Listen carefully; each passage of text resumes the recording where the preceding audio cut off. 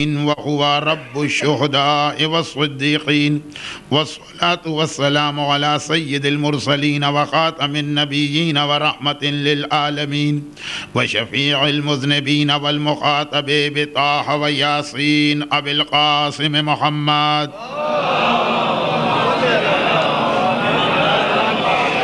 وآله وعطرته الطيبين الطاهرين المعصومين المظلومين لا سيما على الإمام المنتظر والحجة الثاني عشر عجل اللهم له الفرج ولعنة الله على أعدائهم أجمعين. أما بعد فقد قال الله الحكيم في محكم كتابه الكريم بسم الله الرحمن الرحيم سبحان الذي أسرى بعبده ليلا من المسجد الحرام إلى المسجد الأقصى الذي باركنا حوله لنريه من آياتنا إنه هو السميع البصير.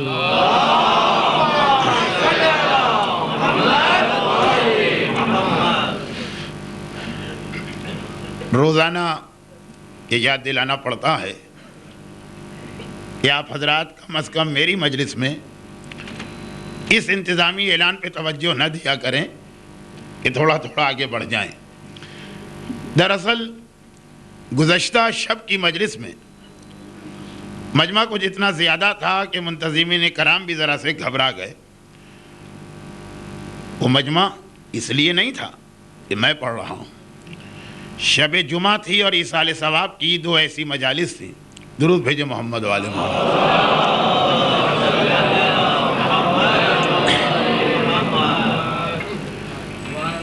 اور ایصال ثواب کی دو ایسی مجالس تھیں کہ جس کی وجہ سے مومنین اس کثیر تعداد میں آئے. آج وہ پریشانی انتظامیہ کو بھی نہیں ہوگی تو آپ حضرات بھی مجھے میرے اس طبی مسئلے کی بنا پہ جس کا میں بار بار ذکر نہیں کرنا چاہتا ہوں باقی مجالس میں زحمت میں نہ ڈالیے گا. معراج پیغمبر اسلام کی اس عظمت کا ایک اعلان. رفعنا لک ذکر کی پہلی تشریح. ما قبل کے انبیاء کے مقابلے میں ہمارے رسول کی فضیلت و اہمیت. مدینے پہنچنے سے پہلے میرے مولا کی ولایت اور وسیع ہونے کا اعلان. امن و امان اور چین و سکون میں جانے والے صاحبان ایمان کے کردار میں خرابی سے بچاؤ کے اہتمام. ایک نہیں، دو نہیں، پانچ نہیں، پتہ نہیں اس معراج کے کتنے مقاصد ہیں. لیکن عام طور پہ یہ جتنی باتیں پڑھی جاتی ہیں اور کچھ میں بھی پڑھ رہا ہوں ان سے ہٹ کر ایک چھوٹی سی چیز کی وضاحت اس لیے بھی کہ معراج کے اس مسئلے نے، معراج کے اس واقعے نے ہمارے ہر دور کے نوجوانوں کو، یہ خالی آج کے نوجوانوں کی بات نہیں ہے، ہر دور میں نوجوان اپنا ایک الگ مزاج رکھتے ہیں. ہر دور کے نوجوانوں کو ایک پیغام بھی دیا اور یہ ایک ایسا پیغام ہے جو آخری زمانے کے نوجوانوں کے لیے ایک اور حوالے سے بہت اہم ہے. تو ابھی دیکھیے چوتھی مجلس ہے. دو مجلسیں تقریباً 1.5 گھنٹے کی آپ نے سنی. سفر معراج کا آغاز بھی نہ ہونے پایا لیکن پھر بھی میں اس ایک نقطے کی بھی وضاحت کروں گا. چاہے ایک دن اور یہ سفر معراج مؤخر ہو جائے، اگر وقت نہ رہا تو اسے اتنی ہی تیزی سے مکمل کیا جائے گا جتنی تیزی سے رسول اللہ نے خود معراج کی تھی. ہو سکتا ہے کہ آخری مجلس میں یہ سفر کا بیان آئے کہ رسول گئے اور آ گئے. ابھی یہ ایک اہم مسئلہ اس لیے ضروری کہ جیسے جیسے وقت گزر رہا ہے یہ چیز ایک سنگین مسئلہ بنے گی اور اس کا جواب معراج ہے. کل آپ نے معصوم کی وہ حدیث سماعت فرمائی تھی کہ جس میں اپنے جد کی جسمانی معراج پر معصوم نے اتنا زیادہ زور دیا تھا یا تاکید فرمائی تھی کہ ایسے آدمی کو اپنی شیعت کے دائرے سے خارج کر دیا. چاہے آج یہ مسئلہ آپ کو اتنا اہم نہ لگ رہا ہو، بلکہ کچھ لوگ یہ سمجھ رہے ہوں کہ آخر امام معصوم کو اتنے سخت الفاظ استعمال کرنے کی ضرورت کیا تھی؟ کہ وہ ہمارا شیعہ ہی نہیں ہے، لیکن تقریباً 1300 سال پہلے تک، 1300 سال تک، معراج کے ذکر سے لے کے تقریباً 70 سال پہلے تک، آخر ساری دنیا اسلام، معراج روحانی ہے، معراج خواب کے عالم میں ہوئی۔ ہمارے بچے اکثر ایک مشورہ مجھے دیتے ہیں کہ مولانا جب کبھی کوئی عدد مجلس میں آ جائے وہ اردو میں نہیں پڑھیے گا، انگریزی میں پڑھا کرے، ہماری سمجھ میں 89 79 59 کا فرق نہیں آتا، 69 79 89 تو سمجھ میں آ جاتا ہے، لیکن یہ 79 کیا 89 کیا یہ ہم نہیں سمجھ پاتے۔ جب کبھی رنگوں کا بیان آ جائے تو دھانی رنگ کیا ہوتا ہے اور نابی رنگ کیا ہوتا ہے، کشمشی رنگ کیا ہوتا ہے، یہ سب کچھ سمجھ میں نہیں آتا۔ آپ میرون کلر پڑھیں، آپ ریڈ کلر پڑھیں، آپ انگلش میں پڑھیں تو سمجھ میں آتا۔ اور تیسری بات یہ ہے کہ زبان کو ذرا سمپل کریں۔ خواب سمجھ میں نہیں آتا ہے، ہم تو ٹیلی ویژن اور ڈش پہ سپنا کا لفظ سننے کے عادی ہیں، تو یہ لفظ پڑھا کریں۔ یہ بچے باقاعدہ، بچے تو بچے، اب تو بڑے بھی کہتے ہیں، لیکن کیا کروں، نہ میرا شوق ہے نہ میں اس کو جائز سمجھتا ہوں، اس لیے میں ڈش اینٹینا کے وہ چینل دیکھ ہی نہیں سکتا جس کے بعد میری مجلس اور اس کی زبان مجمع کی زبان کے مطابق ہو جائے۔ میں تو خواب ہی کہوں گا، سپنے کا لفظ تو میں نہیں استعمال کروں گا۔ معراج سپنے میں ہوئی تھی یا خواب میں ہوئی تھی؟ آخر 1300 سال تک عالم اسلام اس پہ اتنا زور کیوں دیتا رہا کہ امام کو اپنے زمانے میں ہی اس فتنے کے دروازے کو بند کرنا پڑا؟ وجہ کیا تھی؟ وجہ ایک ایسا اصول ہے جو معراج کے حوالے سے سب سے واضح آج کے زمانے میں آیا، لیکن یہ شریعت کی ہر چیز میں چلتا۔ مسئلہ یہ کہ انسانوں کی علم کے اعتبار سے 3 قسمیں ہیں۔ پہلے 2 قسم کے لوگ دین اور شریعت کے لیے مسئلہ پیدا نہیں کرتے، زیادہ مسئلہ یہ تیسری قسم کے لوگ پیدا کرتے ہیں۔ پہلی قسم کے وہ لوگ ہیں جو صاحبان علم، انما یخشی اللہ من عبادہ العلماء، اللہ سے ڈرنے والے وہ یہی صاحبان علم ہیں، ان کے پاس علم ہے، ان کے لیے شریعت اور دین کا مسئلہ کوئی پریشانی پیدا نہیں کرتا۔ دوسرے وہ لوگ ہیں جو بیچارے بالکل ہی جاہل ہیں، ان کے لیے بھی زیادہ مسئلے پیدا نہیں ہوتے، یہ اللہ نے کہا مان لینا، یہ رسول نے کہا تسلیم کر لینا۔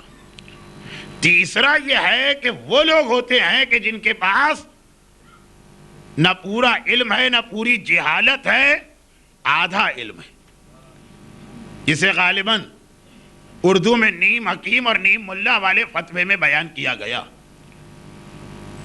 ہاف نالج کتنی خطرناک ہے۔ زیادہ مسئلہ یہ لوگ پیدا کرتے ہیں، 2 باتیں شریعت کی سنی ہیں اور 2 باتیں سائنس کی سنی ہیں۔ آج سائنس کا زور ہے، 500 سال پہلے 2 باتیں شریعت کی سنی ہے، 2 باتیں فلسفے کی سنی، وہ فلسفے کا دور تھا۔ اب نہ ان کے پاس فلسفہ مکمل ہے نہ شریعت، نہ سائنس مکمل ہے نہ شریعت، اور دونوں نامکمل چیزوں کو جب ملاتے ہیں تو ایک عجیب سی کھچڑی ان کے ذہن میں پکتی، جس کے بعد ہر چیز پہ اعتراض شروع ہو جاتا۔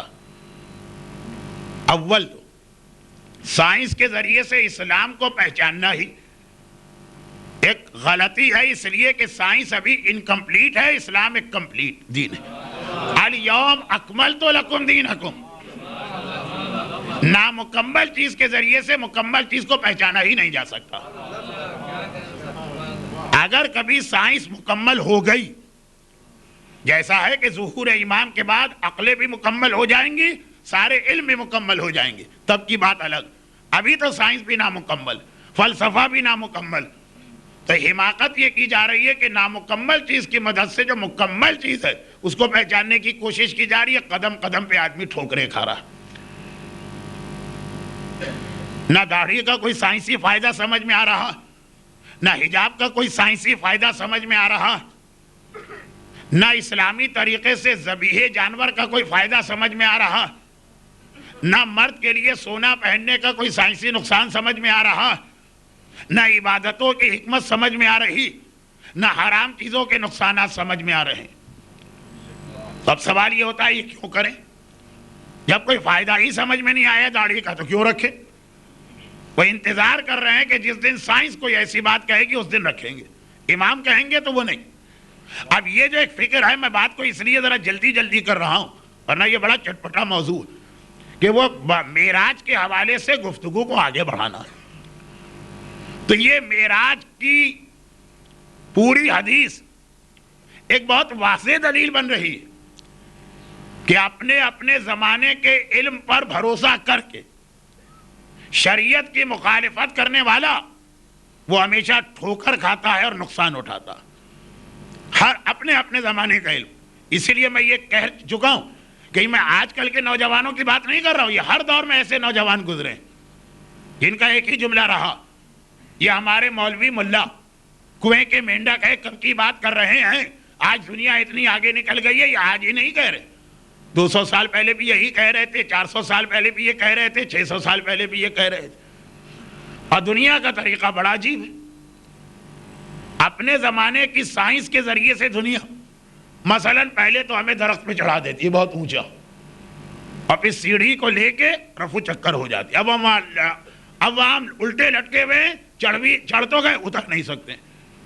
یعنی ایک نظریہ بناتی ہے سائنس، بڑے شد و مت کے ساتھ اس پہ اصرار کرتی ہے، جب اس نظریے کی وجہ سے ہم نے اسلام میں تبدیلی کر دی کہ بھائی اپنے نوجوانوں کو مطمئن کرنے کے لیے مسئلہ شرعی بدل دو، ادھر ہم تبدیلی کر کے بیٹھے تھے، سائنس نے کہا سوری ہم سے غلطی ہو گئی، یہ نظریہ غلط تھا، وہ پرانا والا ہی صحیح تھا، اب ہم کیا کریں؟ دوبارہ اسلام کو گھما کے وہاں لے جائیں؟ سائنس کو تو کوئی شرم آتی ہی نہیں ہے، اپنے کسی بھی نظریے پہ ایک زمانے میں اتنا زور کہ جو اس کو نہ مانے وہ واجب القتل ہے، اگلے ہی منٹ کہہ دے غلطی ہو گئی ہے، نہیں وہ پرانی بات صحیح تھی، مگر کیا اسلام بھی اتنا ہی بے شرم ہے؟ نعوذ باللہ، ایک کھیل بن جائے گا اگر اسی طرح سے ہم ہر زمانے کی سائنس کے اعتبار سے چلیں۔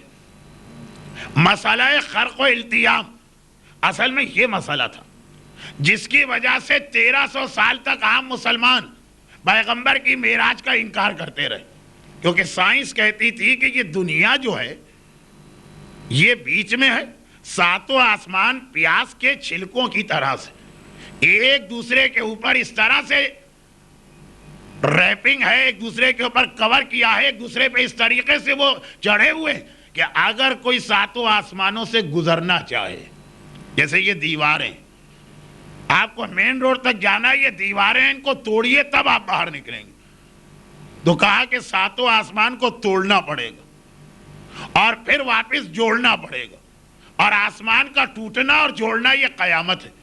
اس لیے کوئی آدمی اپنے اس فزیکل وجود کے ساتھ معراج پر جا ہی نہیں سکتا، یہ سائنس کہہ رہی ہے۔ آسمانوں کو توڑو تاکہ جانے کا راستہ بنے، اور پھر جوڑو تاکہ آسمان نظر آئے۔ اب بجائے اس کے کہ مسلمان یہ کہتے ہیں کہ سائنس ابھی غلطی کر رہی ہے، بعد میں یہ خود ہی صحیح بات کہے گی تو ہمارے رسول کی معراج یہ ثابت ہے، مسلمانوں نے کہا سائنس صحیح کہہ رہی ہے، رسول غلط کہہ رہے ہوں گے، امام غلط کہہ رہے ہوں گے، چنانچہ انہوں نے کہا پیغمبر گئے ہی نہیں تھے، اسی بستر پہ لیٹے تھے، اور ایسے لوگوں کی گواہی بھی پھر لے کے آ گئے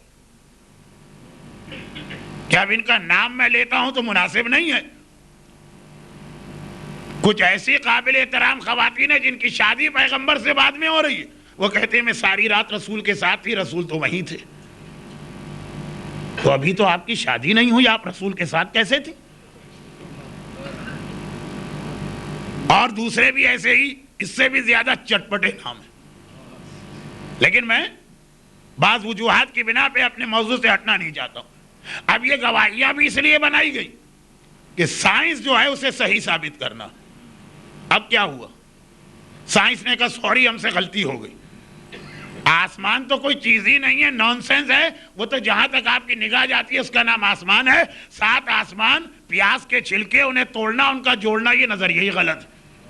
اب سارے مسلمانوں کو ہوش آیا کہ پیغمبر کی معراج جسمانی ثابت کرو۔ کل سائنس وہ کہہ رہی تھی اسلام کو تم نے کاٹ پیٹ کر ویسا بنائے، آج سائنس یہ کہہ رہی ہے تم واپس اسلام کو اس پہ لینے آ رہے۔ یہ معراج کا واقعہ ایک پیغام بن رہا ہے۔ آپ کو یاد ہوگا کہ 100 سال پہلے مثلا سرکار شمس العلماء مولانا سبط حسن صاحب علی اللہ مقامہ معراج کے عنوان پہ کئی مجلسیں اکثر پڑھتے تھے، اور ہمارے ممبر کی ایک بہت ہی مشہور شخصیت حکیم مرتضی حسین، ان کے بارے میں تو کہا جاتا ہے ساری زندگی معراج پہ پڑھا، اس انداز سے نہیں جس سے میں پڑھنے جا رہا ہوں۔ معراج جسمانی کو ثابت کرنے، کیونکہ 70 سال پہلے بھی ایک اوٹ پٹانگ نظریہ تھا کہ آسمان پہ کوئی چیز ایتھر نام کی ہے، جو اس سے گزرے گا وہ جل کے ہلاک ہو جائے گا، تو رسول کیسے جا سکتے ہیں؟ 70 سال پہلے کی بات۔ ہمارے علماء دلیلیں بھی دیتے تھے، اور ایک نظریہ بھی تھا کہ جب امام نے اتنی سختی سے کہہ دیا ہے، نہ ہم سائنس کو مانیں گے، نہ فلسفے کو مانیں گے، ہم حکم امام کو مانیں گے۔ ہم امام کے پابند ہیں، ہم امام کے غلام ہیں۔ آج آپ کو یہ چیز عجیب نہیں لگ رہی ہے کیونکہ آپ کو وہ بحث ہی نہیں معلوم جو 1300 سال تک سائنسدانوں نے چھیڑ دی تھی اور اسلام کے مسئلے کو غلط ثابت کر رہے تھے۔ خلاصہ کیا نکلا؟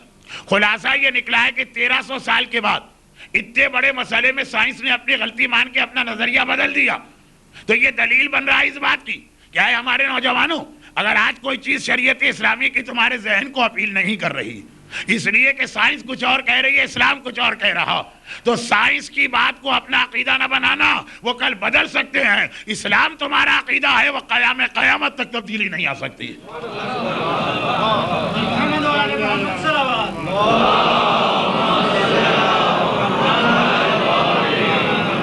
اب اس میں خود بے شمار مثالیں آ جائیں گی، لیکن یہ میرا موضوع نہیں ہے آج سائنس، بلکہ معراج کا ایک پیغام یہ بھی ہے۔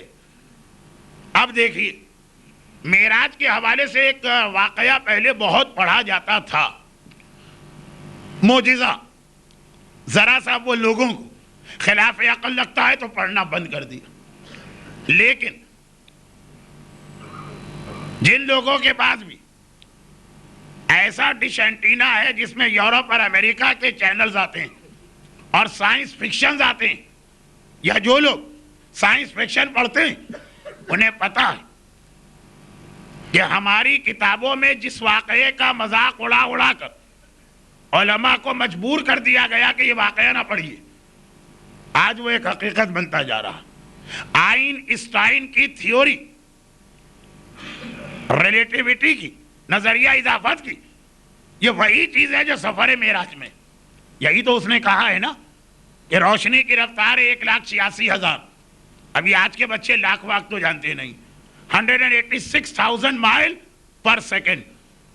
اگر کوئی چیز بھی اس رفتار سے چلے گی جو روشنی کی رفتار، تو اس میں وقت ٹھہر جائے گا، وہ 40 سال بھی چلتا رہے گا، جب واپس آئے گا یہی تاریخ، یہی دن، یہی وقت ہوگا جس وقت پہ وہ چلا۔ آج 26 مارچ سن 2004 کو رات کے 9:20 پہ ایک آدمی ایسی سواری پہ بیٹھا ہو کہ جس کی رفتار 1,86,000 میل فی گھنٹہ، آپ کتنے 80، 90، 100، 120، 150 کی اسپیڈ پہ جاتے ہیں نا، اگر 1,86,000 میل، کلومیٹر بھی نہیں، اس اسپیڈ پہ آپ جائیں، آج رات کے 9:20 پہ 26 مارچ سن 2004، 40 سال 50 سال آپ گھوم کے آ جائیں کائنات میں، جب واپس آئیں گے 50 سال بعد بھی تو وہی 26 مارچ ہوگی، وہی رات کے 9:20 ہوں گے، وقت رک جاتا۔ اور اس کے بعد آئنسٹائن کی اس تھیوری میں ایک جملہ اور ہے، مولانا بھول گئے، مجلس پڑھ رہے ہیں، کوئی سائنس کی کلاس نہیں لے رہے ہیں، نہیں یاد ہے اچھی طرح سے، بھائی آخری جملہ ایک عجیب بات ہے، اور وہ کہتا ہے کہ اگر کبھی کوئی آدمی اس رفتار سے زیادہ رفتار سے جائے، 1,86,000 سے زیادہ 2 لاکھ کی اسپیڈ سے چلا جائے، وہ کہتا ہے کہ ویسے یہ ناممکن ہے، لیکن اگر اس رفتار سے بڑھ جائے جو روشنی کی رفتار ہے، لائٹ کی سپیڈ، سپیڈ آف لائٹ، تو وہ 26 مارچ 2004 کو 9:21 پہ چلا، 1 منٹ بڑھ گیا نا اس دوران۔ جب 40 سال بعد آئے گا تو وقت رکا نہیں ہوگا، بلکہ وہ الٹا ماضی میں پہنچ جائے گا۔ جب 40 سال بعد آئے گا تو پتا چلے گا کہ آج 26 مارچ اور 1980 چل رہا ہے، بجائے آج کے وہ 20 سال پہلے پہنچ جائے گا۔ یہ اس کی وہ مشہور تھیوری جس پر آج کی ساری فزکس کا اور آج کی ساری سائنس کا دار و مدار۔ اب چھوٹا سا واقعہ سنی، علماء پڑھتے تھے نا، لوگوں نے اعتراض کر کر کے کہ آج کی 21ویں صدی میں آپ کیا نان سینس باتیں کر رہے ہیں، یہ ساری مغربی دنیا کی آج کل سائنس فکشن کا اہم ترین ٹاپک ہے، یہ ہمارے علماء پہ اس قسم کا جو دباؤ آتا۔ ہاں اگر لوگ یہ کہتے کہ وہ واقعہ ایسا ذرا سا تہذیب منبر کے خلاف ہے اس لیے نہ پڑھیں تو الگ بات ہے، عقل کے خلاف ہے۔ معصوم کا واقعہ بعض کتابوں میں مولا کے معجزات میں لکھا اور بعض میں ان امام حسن مجتبی علیہ السلام کے معجزات میں لکھا، جن کی شہادت کی ایک روایت کل رات ہے، آنے والے کل کی رات۔ بہرحال کسی بھی معصوم کا واقعہ ہو، پیغمبر کی معراج منبر سے بیان کر رہے ہیں اور یہ کہہ رہے ہیں کہ ہمارا جد 7 آسمانوں کی سیر کے لیے گیا اور بہت ٹھہر ٹھہر کر، بہت آرام سے، بہت اطمینان سے پیغمبر نے ہر جگہ کی سیر کی، باقاعدہ وہاں رہنے والوں سے بات چیت کی، ملک الموت سے کتنا لمبا پیغمبر کا ایک ڈائیلاگ یا مکالمہ ہوا۔ جنت کے 8 اور جہنم کے 7 دروازے، ہر دروازے پہ ایک بورڈ ہے جس پہ کچھ باتیں لکھی، ایک ایک چیز پیغمبر نے پڑھی، اور پھر بیت المعمور کا طواف کیا، جہاں اتنا رش ہوتا ہے کہ اللہ نے جس دن سے بیت المعمور کو بنایا یہ ایک اعلان کر دیا، جو فرشتہ ایک بار طواف کر لے، جب تک کہ سارے فرشتوں کی طواف نہ ہو جائے اس کو دوسری باری نہیں ملے گی۔ تو جس نے پہلی بار طواف کیا اب تک اس کی دوسرے طواف کی باری ہی نہیں آئی ہے، وہ انتظار میں بیٹھا۔ یہ سب رسول نے یہ سب کچھ کیا، گئے تو دروازے کی کنڈی ہل رہی تھی، واپس آئے تو وہ کنڈی اب تک ہل رہی، جس بستر سے گئے تھے وہ جگہ ابھی تک گرم تھی۔ کسی نے لوٹے سے پانی ڈالنا شروع کیا تھا برتن میں، وہ پانی کی دھار ٹوٹنے بھی نہ پائی تھی کہ گئے، سارے مشاہدات کیے، آرام و اطمینان سے اللہ سے باتیں کی، واپس آ گئے۔ اب معصوم بیان کر رہے ہیں ممبر سے، ایک یہودی نے ہنس کے یا قیقاع لگا کے ایسا ہی کوئی جملہ کہا جو آج ہمارے اپنے بچے کہہ دیتے کہ واٹس نان سینس ٹاکنگ، کیسی خلاف عقل بات ہو رہی ہے، کیا یہ ممکن ہے؟ اور معصوم نے کہا اچھا جا تو خود آ کے کہے گا کہ یہ ممکن ہے۔ الفاظ کچھ میرے ہیں، کچھ روایت کے، خلاصہ اتنا مشہور ہے کہ میں اس کی تفصیل میں جا نہیں رہا ہوں۔ گیا، گھر پہنچا، بیوی نے کہا کہ آج مچھلی کھانے کا دل چاہ رہا۔ کہا یہ کیا مشکل ہے، ارے تھوڑے ہی فاصلے پہ تو دریا بہتا ہے، میں ابھی لے کے آتا ہوں تازہ تازہ مچھلیاں، یہاں تو فروزن پتہ نہیں کتنی پرانی ہوتی ہے۔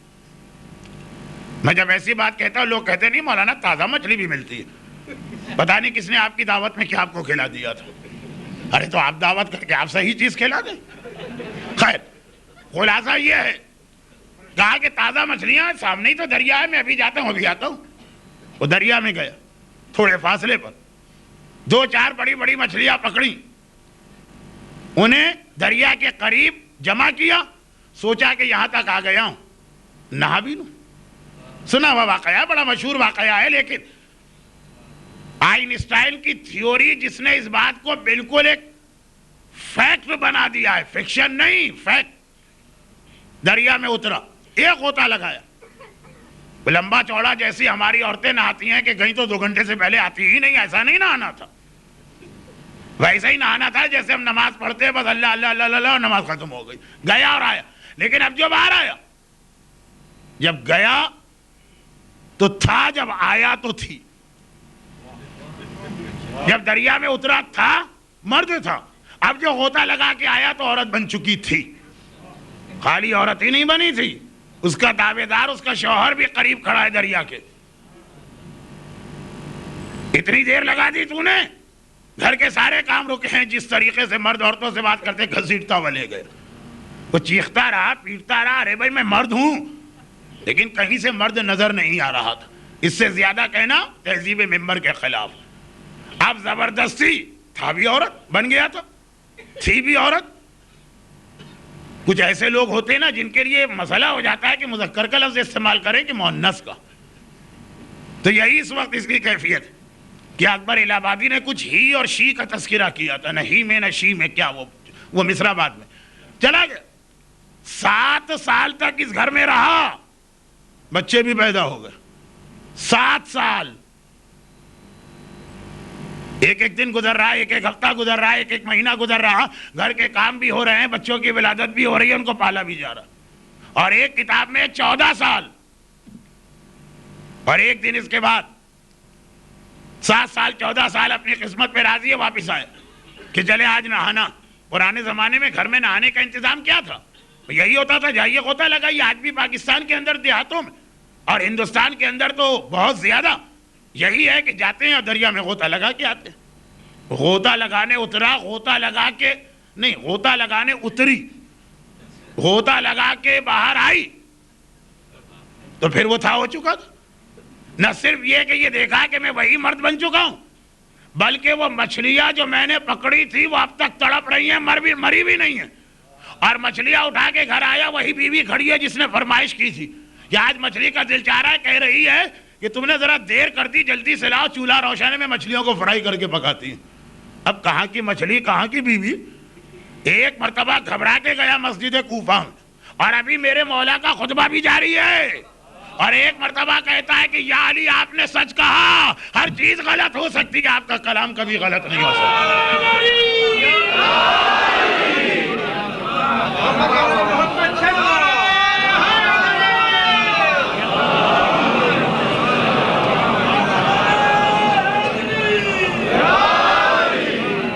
وہ 7 سال کہاں گئے, وہ 14 سال کہاں گئے, وہ 4 بچے پیدا ہوئے, وہ کیسے پیدا ہوئے. 14 یا 7 سال گزر گئے, لیکن اس طرح سے گزرے کہ مچھلیاں اب تک تڑپ رہی ہیں. بیوی گھر کے دروازے پہ انتظار کر رہی ہے, میرے مولا کا خطبہ اب تک چل رہا ہے. یہ واقعہ پہلے بہت پڑھا جاتا تھا, لیکن ہمارے نوجوان اعتراض کی چھری تیار کیے ہوئے بیٹھے ہوتے ہیں علماء کے خلاف. آج کی اس 20ویں صدی میں آپ ایسا واقعہ پڑھتے, کون یقین کرے گا؟ بھائی, یا تو سائنس کا مکمل علم حاصل کرو اور یا سائنس کا نام ہی نہ لو. آئنسٹائن کو یہ نظریہ پیش کیے ہوئے تقریباً 80 سال ہو چکے ہیں. باقاعدہ وہ کہتا ہے کہ 1,86,000 میل فی سیکنڈ کی رفتار کی سواری بناؤ, تم پر وقت رک جائے گا. جس وقت جاؤ گے 100 سال بعد بھی آؤ, وہی وقت ہوگا. جو روشنی کی رفتار سے چلے, روشنی کا ایک نام برق ہے, تو اگر کسی کے پاس برق والی سواری براق ہو, اس پہ وقت رک جاتا ہے, وہ جاتا ہے آتا ہے, یا کنڈی ہلتی رہے گی, وہ پانی کی دھار اسی طرح باقی رہے گی. غلطی ہماری ہے کہ ابھی ہمارے پاس براق ہے نہیں, برق ہے نہیں, اور اتنے بڑے بڑے اعتراض. تو معراج کا سفر آئنسٹائن کی تھیوری آف ریلیٹیوٹی کی 1400 سال پہلے سب سے بڑی دلیل بنا تھا. لیکن بجائے اس کے کہ ہم اس پر ریسرچ کر کے یہ تھیوری ہم پیش کرتے, اعتراض کر کے دشمنان اسلام کی بات کو کی تائید کرنے گئے, اور کسی اور نے یہ تھیوری پیش کر کے یہ ثابت کر دیا کہ اس کا مذہب صحیح, ہمارا غلط. یہ بھی آئنسٹائن کا جملہ تھا, لیکن جس کو بیان کرنے کا اس لیے موقع نہیں کہ میرا موضوع اسلام اور سائنس نہیں ہے. تو یہی روایتوں کے آغاز میں ہے کہ براق یہ سواری کا جانور ہے, جسے لے کے جبرائیل شب معراج پیغمبر کے پاس اس شان سے آ رہے ہیں کہ تھوڑے فاصلے پہ رک گئے, اور اس فرشتے کو بھیجا گیا جس نے عبدیت کی بات کہی ہے. اللہ کے رسول نے عبد بننا قبول کیا, تو آیہ معراج میں بھی آ گیا سبحان الذی اسریٰ بعبدہ، نماز کے تشہد میں آ گیا واشہد ان محمدًا عبدہ۔ میرے مولا نے بھی کہا الہی کفا بی اذن نکون لکا عبدا، میری عزت کے لیے یہ کافی ہے کہ میں تیرا عبد ہوں۔ اور کربلا کے میدان میں آواز آئی یا ایتھا النفس المطمئنہ فارجعی الی ربک راضیۃ مرضیہ فادخلی فی عبادی، میری عبدیت میں داخل ہو جاؤ۔ کربلا کا انعام کیا دے رہا ہے قرآن؟ اگرچہ یہ لفظ معصوم کے لیے توہین آمیز ہے، لیکن نعمت معصوم بھی اس کا شکر ادا کرتے۔ فادخلی عبادی، کربلا کے جہاد کی کامیابی یہ ہے کہ عبدیت کا عہدہ تجھے مل رہا ہے۔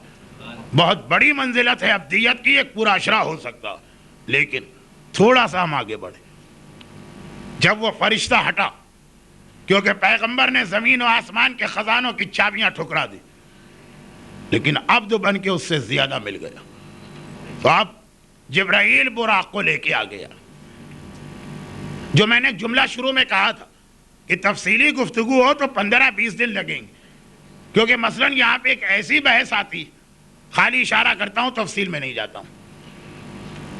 چونکہ برادران اہل سنت کے ہاں شب معراج 27 رجب ہے، لوگ مفاتیح الجناح دیکھتے ہیں، رجب کے اعمال میں 27 کی شب کا تذکرہ آتا ہے، معراج کا اشارہ تک نہیں کہ آج کی رات عظیم رات ہے، شب معراج۔ کیوں؟ اس لیے کہ معراج کے کچھ ایسے اختلافات بھی ہیں جو اس عشرے میں نہیں آ رہے ہیں۔ کیا فائدہ؟ فی الحال وہ ہمارے کام کا مسئلہ نہیں ہے کہ معراج کس تاریخ کو ہوئی، رمضان، رجب، شعبان، ہجرت کے بعد ہوئی کہ ہجرت سے پہلے ہوئی، ایک بار ہوئی کہ کئی بار ہوئی، کہاں سے ہوئی؟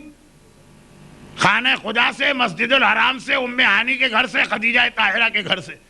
لیکن یہ ساری بحثیں چھوڑ دیجیے، تفصیلی کبھی گفتگو ہوگی تو اس کا بھی اشارہ کیا جائے گا۔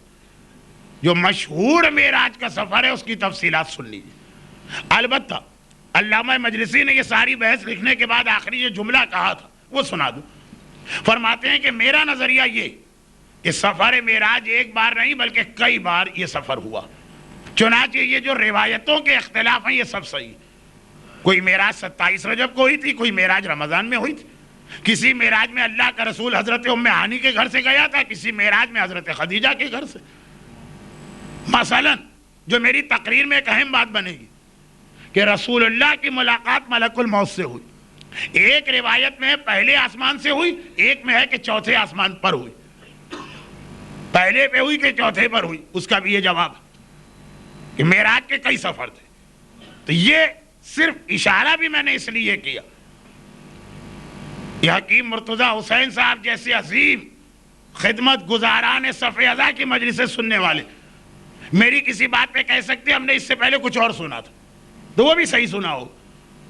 مثلا میں پڑھوں گا ملک الموت پہلے آسمان پر، آپ کہیں گے ہم نے سنا تھا چوتھے آسمان پر۔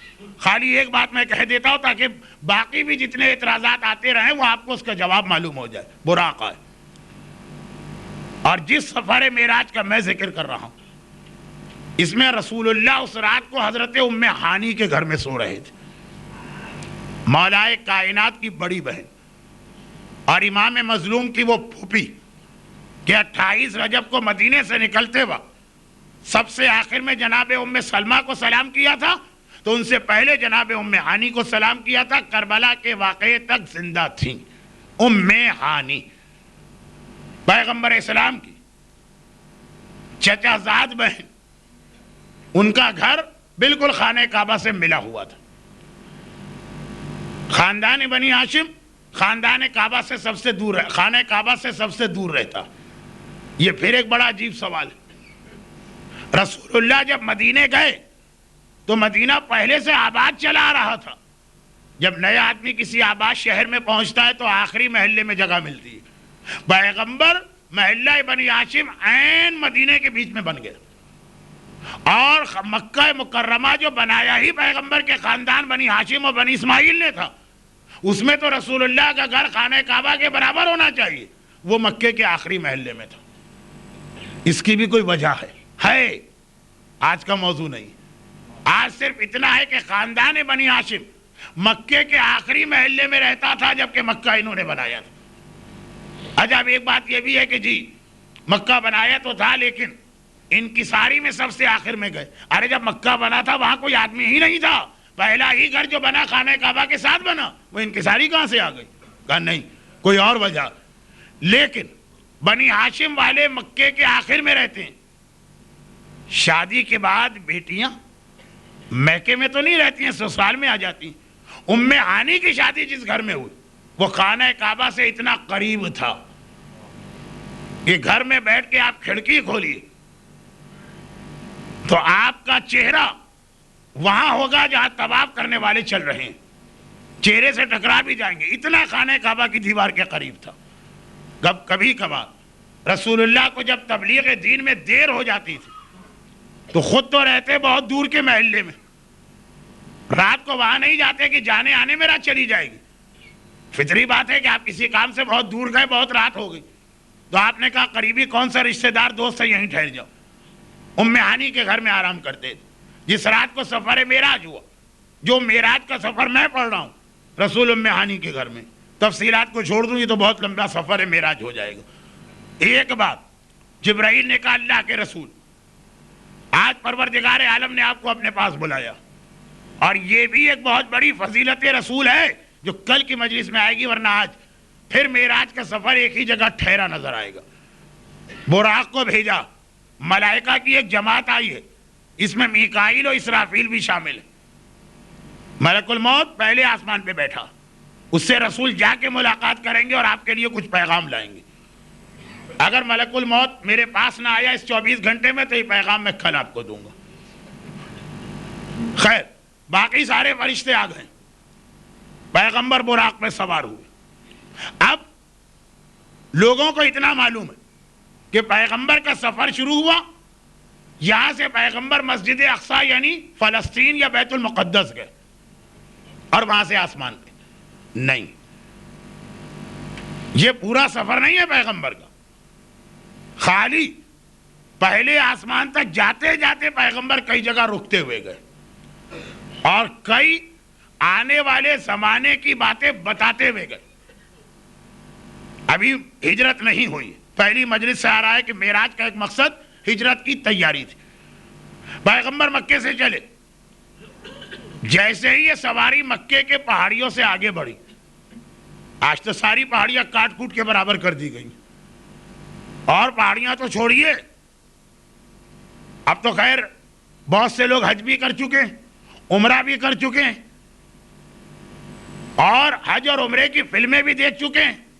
لیکن مجھے یاد ہے کہ جب حج اور عمرہ بہت کم ہوتا تھا, بہت پرانی بات نہیں ہے, آج سے 20 سال پہلے تک.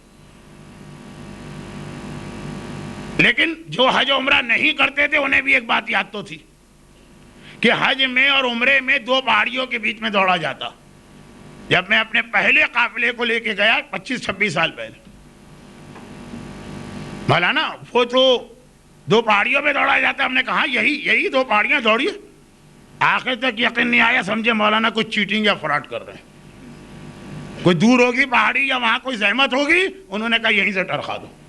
جیسے پہلے زمانے میں لوگ ہندوستان سے حج کرنے آتے تھے, بمبئی تک جا کے وہیں سے واپس آ جاتے, حاجی بن جاتے تھے. شاید یہ کہیں جنگل بنگل صحرا وحرا میں ہے, مولانا نہیں جاتے ہیں. اچھا ہمارے یہاں پاکستان میں وہ رواج اس وقت تھا ہی نہیں جو اب گلف میں پھیل گیا, پیکیج والا.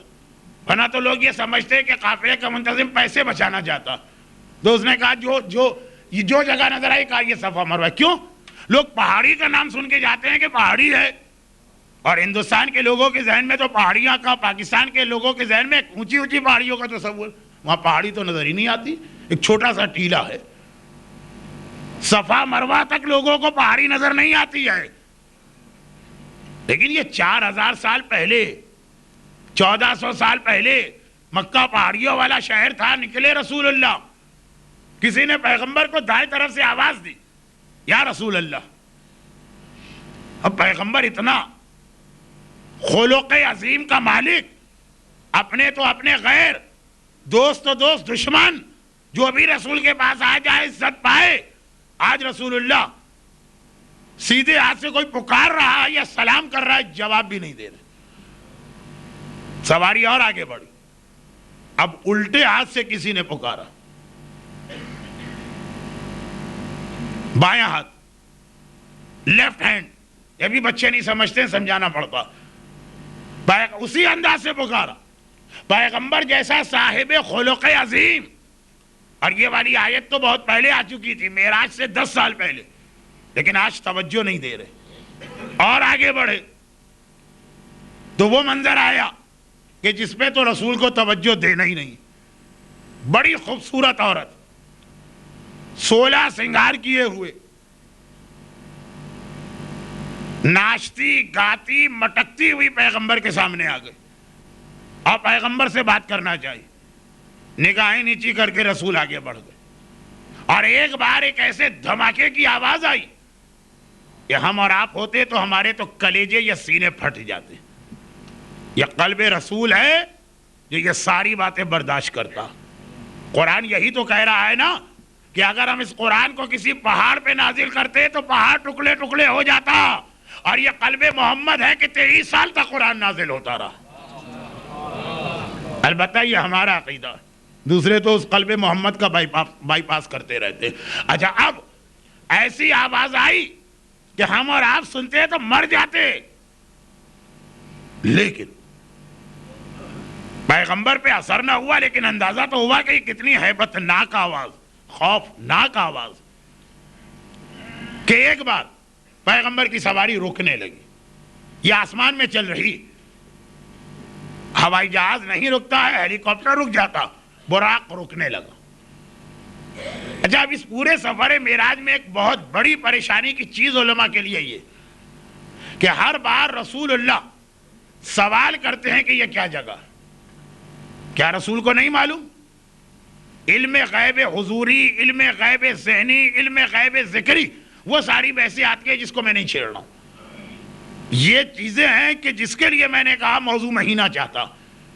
میری کسی بات سے میرے عقیدے کے بارے میں غلط فہمی میں مبتلا نہ ہو. وہ انداز بیان کی کوتاہی یا وقت کی کمی ہو سکتی ہے. ایک بار پیغمبر اسلام نے کہا، پروردگارا یہ سواری کیوں رکی؟ کہا اس لیے کہ اس سرزمین کو غور سے دیکھو. اس سرزمین میں کیا خاص بات؟ کہا یہ وہ سرزمین ہے کہ مکے سے نکل کے تمہیں یہاں آنا اور پھر تمہیں قیامت تک یہیں پہ رہنا. یہ تمہارے ہجرت کی جگہ، جو معراج ہجرت کے حوالے سے ہو رہی ہے. یثرب اس زمانے کا نام، مدینۃ النبی آج کا نام. سب سے پہلے سفر معراج میں رسول کو مدینے میں لے جایا گیا اور سب سے آخر میں بھی، یعنی ابھی دنیا کا دورہ کریں گے، پھر واپس مدینے آئیں گے اور یہاں سے آسمان پہ جائیں گے. معراج میں بھی رسول مدینے سے آسمان میں گئے اور 28 سفر کو بھی پیغمبر اسی مدینے سے عالم بالا یا پروردگار کی بارگاہ میں حاضر ہو. جب بات چیت شروع ہو گئی، یہ کون سی جگہ؟ کہا حبیب دیکھ لو، یہیں پہ تمہیں اور تمہارے ساتھیوں کو ہجرت کر کے آنا. پیغمبر نے کہا خدا بندہ وہ پکارنے والا کون تھا جس نے پکارا تھا اور میرا دل ہی نہ چاہا اس کی بات سننے کا. کہا اے حبیب، وہ دائیں طرف سے جس نے تمہیں پکارا تھا وہ مذہب یہودیت تھا، اور اگر تم اس پہ اپنے اخلاق کی وجہ سے صحیح توجہ دے دیتے تو تمہارے بعد تمہاری امت کا 1/3 یہودی بن جاتا. اور اس کے بعد بائیں طرف سے جس نے پکارا تھا وہ کرسچنیٹی یا عیسائیت تھی. اگر خالی تم خوش اخلاقی کے مظاہرے میں اس پہ توجہ دے دیتے تمہاری امت کا 1/3 عیسائی بن جاتا. اور وہ آگے جو ایک عورت آئی تھی 16 سنگار کیے ہوئے، وہ یہ دنیا تھی جو عورت بن کے آتی ہے اور لوگوں کو بہکاتی. میرے مولا کے خطبہ در فدق میں بھی یہ جملہ، بھئی یہ فدق پیغمبر کے بعد اہل بیت نے نہیں مانگا، رسول اللہ کی زندگی میں یہ اہل بیت کو دے دیا گیا تھا. مولا وہاں جا کے کام کرتے تھے، اس میں وہی تو جملہ ہے. اور یہ میرے مظلوم آقا نے سفر کربلا میں خطبے میں کہا کہ ایک دن میرا بابا فدق میں کام کر رہا تھا اور دنیا ایک حسین و جمیل عورت کی شکل میں آئی تھی، اور میرے بابا نے کہا تھا کہ اے دنیا میرے غیر کو دھوکہ دینا، علی تمہیں 3 طلاقیں دے چکا ہے۔ وہ جو جملہ آپ نے سنا ہے وہ پورا ایک خطبہ ہے جو میرے مظلوم آقا نے مکے سے کربلا جاتے ہوئے ارشاد فرمایا، اس میں بھی یہی۔ لیکن پہلے رسول، یہ دنیا تھی جو 16 سنگار کر کے تمہارے سامنے آ رہی ہے۔ میک اپ کی یہی خصوصیت ہوتی ہے۔ دنیا کتنی پرانی ہے؟ 10-12 ہزار سال پرانی۔ میک اپ کی وجہ سے بالکل ابھی تازہ تازہ جوان اور خوبصورت لگ رہی ہے۔ اور جس نے دنیا کے عیاشیوں کو اور اس کی کشش کو دیکھ کے اس کی جانب رخ کیا، پھر پتا چلے گا جب میک اپ اترے گا اور ایک بڑھیا نکل کے آئے گی کہ کس مصیبت میں پھنس گئے۔ لیکن اے حبیب، اگر تم ایک لمحے کے لیے اس عورت کو دیکھ لیتے تو تمہاری امت کا 1/3 دنیا پرست ہو جاتا۔ اور اس کے بعد جو آواز سنی اس کا ربط ہے ان باتوں سے، یہ جبرائیل بتائے گا۔ جبرائیل کیسی آواز؟ کہا آج سے 70 سال پہلے ہم فرشتوں میں یہ بحث ہو رہی تھی کہ جہنم کا سب سے چھوٹا عذاب کیا ہے۔ اب جہنم کے جس عذاب پہ نگاہ ڈالے وہ بڑا لگتا ہے۔ کہاں؟ لنکا میں غالباً ہر ایک 52 گز کا ہوتا۔ جہنم کے جس عذاب کو دیکھیں ہر ایک اتنا بڑا لگتا ہے، چاہے سانپ ہوں، چاہے بچھو ہوں، چاہے کوڑے ہوں، چاہے وہ آگ ہو، چاہے وہ سورہ واقعہ کے آخر میں بیان کیا ہوا عذاب ہو، چاہے وہ سورہ ابراہیم کی آیتیں ہوں، چاہے وہ سورہ حج کی۔ فرشتے فیصلہ نہ کر پائے کہ جہنم کا سب سے چھوٹا عذاب کیا۔ خدا بندہ تو ہی بتا، ہمارا علم نامکمل و ناقص ہے، تیرا علم کامل۔ تو بتا سب سے چھوٹا عذاب کیا؟ کہا وہ جہنم کے فلاں حصے میں کنواں جو سارا آگ وغیرہ سے بھرا ہوا ہے، وہ جہنم کا سب سے چھوٹا عذاب۔ خدا بندہ یہ کنواں کتنا گہرا، جب اس میں کسی کو پھینکا جائے گا کتنا گہرا ہے، کتنی گہرائی سے پھینک رہے ہیں۔ ایک بستر سے آدمی کا گرنا، اور ایک میز سے آدمی کا گرنا، اور ایک بلڈنگ کی بالکونی سے آدمی کا گرنا، اور ایک اونچے درخت سے آدمی کا گرنا، اور ایک ہوائی جہاز سے آدمی کا گرنا، یہ ہے کتنا گہرا جو سب سے چھوٹا عذاب ہے۔ خدا نے کہا جبرائیل ایک پتھر اس کے اندر پھینکو۔ 70 سال پہلے وہ پتھر میں نے پھینکا تھا، وہ گر رہا تھا، گر رہا تھا، گر رہا تھا، گر رہا تھا، آج جا کے اس کنویں کی تہہ سے ٹکرایا، یہ اس پتھر کے ٹکرانے کی آواز جو جہنم کا سب سے چھوٹا عذاب ہے۔ اس سفر معراج میں رسول اللہ کو عذاب زیادہ دکھائے گئے، کچھ بشارت کی چیزیں بھی بتائی گئی لیکن وہ کم، اور اس کا بھی ایک مقصد ہے، اس کا بھی ایک بہت اہم مقصد ہے۔ تو جو لوگ فقط آج کی مجلس میں آئے ہیں، ان کی چھٹی ہے، کہیں باہر سے رہتے ہیں، ہفتے میں 1 دن آ جاتے ہیں، فوراً نتیجہ نہ نکالیں۔ اگرچہ میں اس نتیجے سے ڈرتا بھی نہیں ہوں، ایگون مولانا صرف عذاب ہی پڑھتے ہیں، میں ڈرتا بھی نہیں ہوں اس سے، لیکن اس میں عذاب نہیں پڑھ رہا ہوں۔ اس عذاب میں آپ کے لیے خوشخبری آنے والی ہے، لیکن 2 دن کے بعد۔ کہا اے حبیب عذاب میں خوشخبری؟ جی ہاں آنے والی 2 ہی دن کے بعد۔ اے حبیب یہ وہ پتھر تھا جو جہنم کے سب سے چھوٹے کنویں میں ہے، تو چھوٹا کنواں اگر یہ ہے تو بڑا کنواں کیسا ہوگا؟ لیکن یہاں ایک پیغام اور آیا، اور وہ پیغام کیا آیا؟ رسول اللہ اگر یہودیت کی جانب خالی توجہ دے کے، جو اخلاق ہے نا، کسی نے پکارا، سلام کیا، ہم نے جواب دیا، آگے بڑھ گئے، خالی اتنی توجہ دیتے رسول، تو خدا نے کیا کہا؟ تیری امت کا 1/3 یہودی ہو جاتا، یا عیسائی ہو جاتا، یا دنیا دار ہو جاتا۔ پیغمبر کی اتنی سی توجہ پیغمبر کی امتی کو عیسائی بنا دے گی۔ بہت اہم پیغام ہے، خاص طور پر ہر اس کے لیے جو صاحب اولاد ہے، باپ اور ماں، کہ والدین کی ذرا سی غلطی وہ جب نسل میں منتقل ہوتی ہے تو اور بڑی غلطی بن جاتی ہے۔ یہ ہمیں الگ سے پیغام دیا گیا جو سفر معراج میں سمبولک لینگویج میں سمجھایا گیا۔ کتنی روایتیں چھوٹا بچہ تمہارے سامنے فلاں کام نہ کرنا. بعض حلال کام بتائے گئے کہ بچے کے سامنے یہ حلال کام بھی نہ کرنا. بہت چھوٹا بچہ وہ زانی نکلے گا. حلال کام کر رہے ہیں اور بچہ جو ہے وہ گناہگار بن رہا. یہ والدین کی غلطیاں ہیں جو اولاد کو اسی سفر معراج سے متعلق یہ بات کہہ دوں. پیغمبر نے فرمایا, اس پورے سفر معراج کا خلاصہ پیغمبر نے یہ کیا تھا کہ میں نے اپنی امت کے نیک لوگ بھی دیکھے اور گناہگار بھی دیکھے. اور بعد میں اصول بتایا, سعید و من سعادہ فی بطن امہ وشقی و من شقا فی بطن امہ. جو نیک ہوتا ہے ماں کے پیٹ سے وہ نیک بننا شروع ہوتا, اور جو شقی اور ظالم ہوتا ہے تو ماں کے پیٹ سے وہ شقی اور ظالم بننا شروع ہوتا. ہماری یہ غلطیاں جو ہمارے معاشرے میں رشوت کے حوالے سے تو مشہور ہے. ہاں, لوگ جانتے ہیں کہ رزق حرام اگر ہم نے کمایا تو ہماری اولاد بگڑ جائے گی.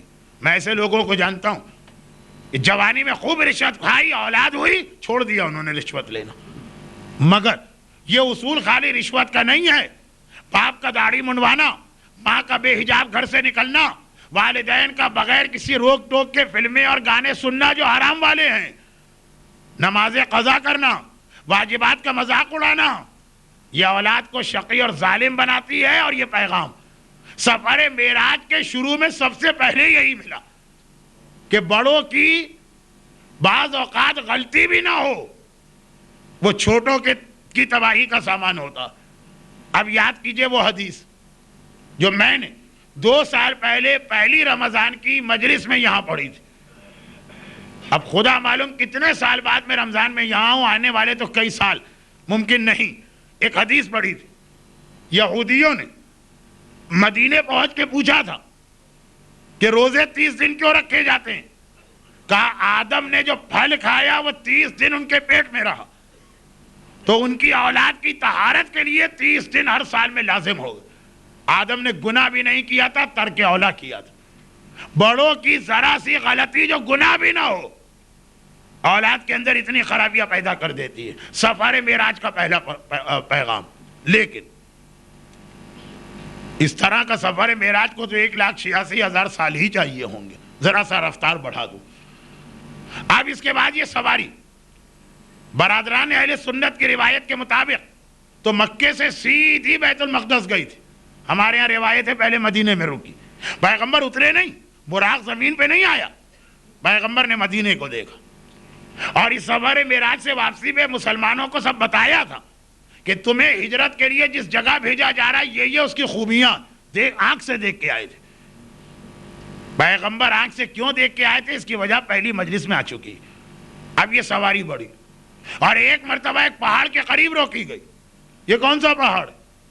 کہا یہ وہ کوہ طور ہے جس پہ وحی الہی اور خدا سے ہم کلام ہونے کے لیے موسیٰ آتے تھے.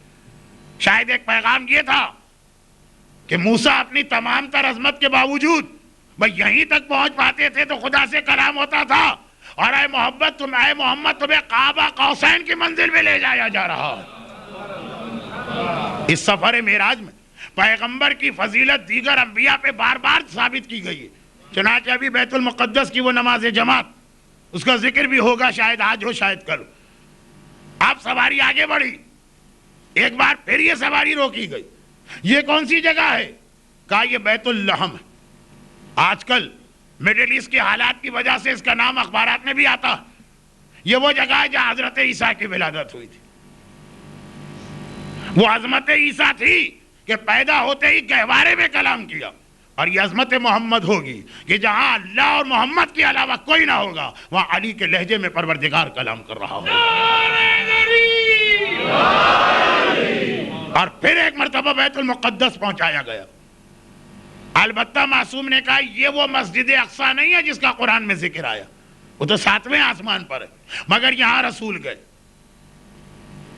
اور پیغمبر کے سامنے یہاں پہ پینے کے لیے آدمی سفر کر رہا ہے, پیاسا ہو گیا, 2 مشروب لائے گئے, سامنے رکھے گئے. ایک پیالہ الٹے ہاتھ پر, ایک پیالہ سیدھے ہاتھ پر.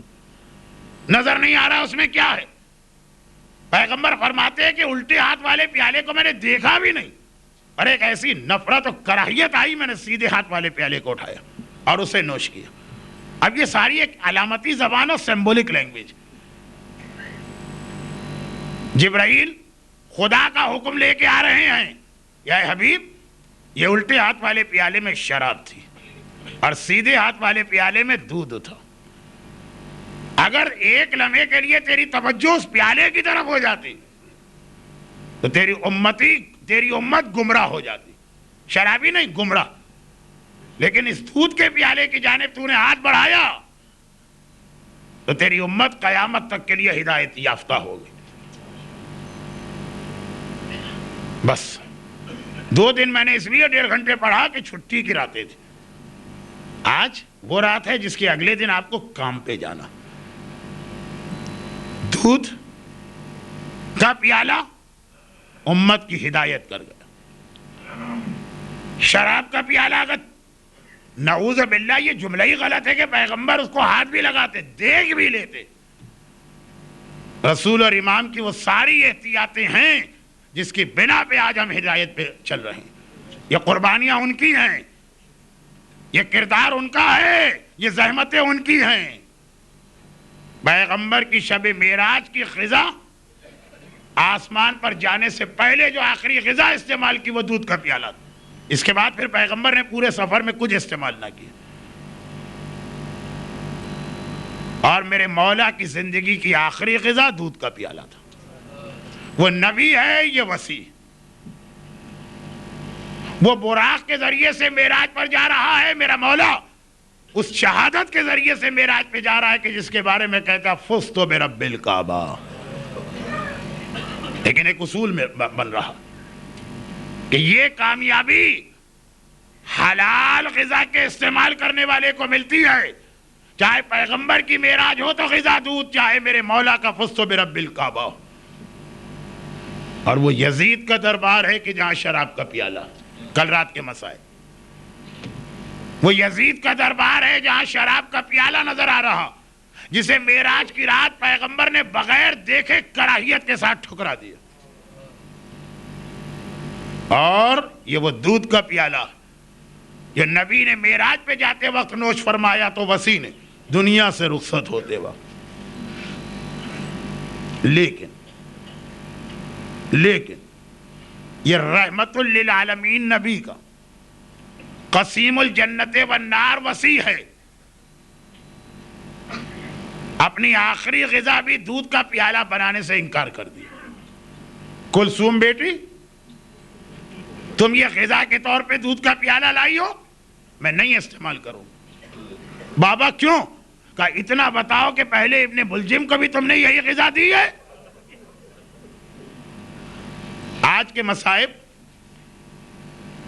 کسی نے خواہش ظاہر کی ہے کہ مولانا اگرچہ شام غریبہ کو بہت تاریخ گزر گئی, لیکن آپ اپنے مرحوم استاد کے حوالے سے مصائب پڑھتے تھے تو آج یہ پڑھ دیجئے. اور میں نے کہا تھا دیکھوں گا خود بخود ربط بنا. میرا ارادہ نہیں تھا کہ تقریر اس دودھ کے پیالے پہ جا کے ختم ہوگی, لیکن ربط بن گئے. کلثوم بیٹی تیرا بابا اس وقت تک یہ غذا نوش نہیں کر سکتا جب تک کہ ابن ملجم کو بھی یہی غذا نہ دی جائے.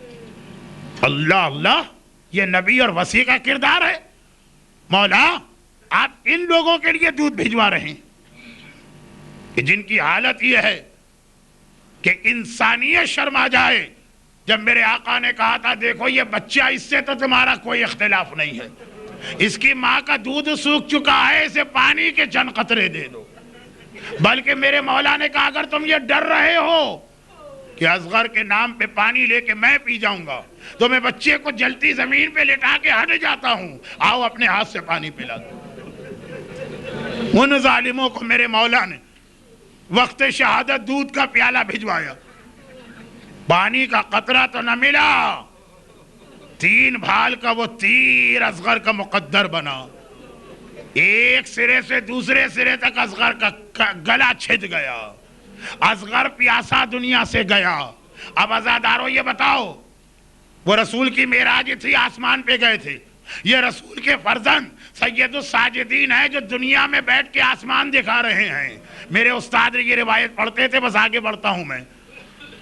اصغر پیاسا دنیا سے گیا. اب ذرا یہ بتائیے کہ جس ماں کا 6 مہینے کا بچہ اس حالت پیاس میں دنیا سے جا رہا، اور زینب جیسی جس مہربان پھوپھی نے